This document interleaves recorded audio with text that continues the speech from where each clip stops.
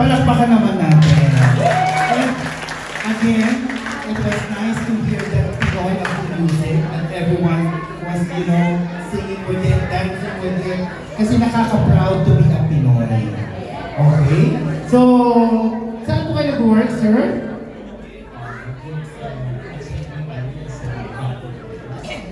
So, you're a graphic artist. Is this your talent, passion, or what? So, passion. So, meron pa kayong mga group na mga painters or... hello! So, we have there, anong group po? Road Shots. Road Shots? Palakpak naman dyan! But tonight, actually, painters sila.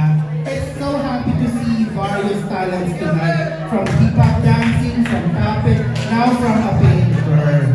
So dahil dyan, can we hear the comment of our judge, the amazing Paloma.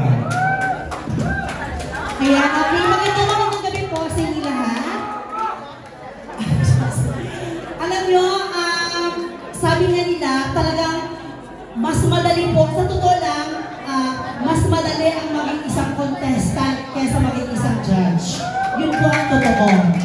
Ngayon, para pa sa inyong kaalaman lahat, sumali po ako ng Fox Got Talent Season 2. That it was 2017. So, sa kasamang palad, out of 16 grand finalists, hindi po ako nakapasok sa top 4. So, ako yung pang-5. So, after that, after 1 year, sumali ulit ako sa Fox Got Talent Season 3. Talagang, dahil medyo may idea na ako, alam ko na kung ano yung pinag-isipan ko, kung ano yung talent na gagawin ko, na magkaroon ng parang ma-feel lahat ng mga manunood, lahat ng mga judges, at parang maging makabuluhan ang pagsali ko sa contest.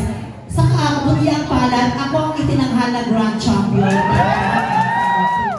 Gusto kong ipalang sa inyo lahat, second season at saka third season, every year 16 grand finalists po ang nakakalaban ko. Pero first time ko lang po makapanood ng contestant na ganyan po ang talent.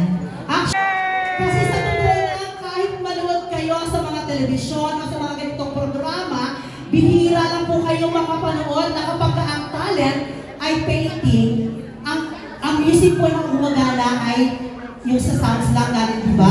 Ngayon po, live po natin napakinggan, lalong-lalo na yung kantang Pinoy ako. So, I'm very, very proud of you, kuya. Kaya, binigyan kita ng magandang score. Thank you so much, Judge Paloma. Ayan, so my background, my history. Okay?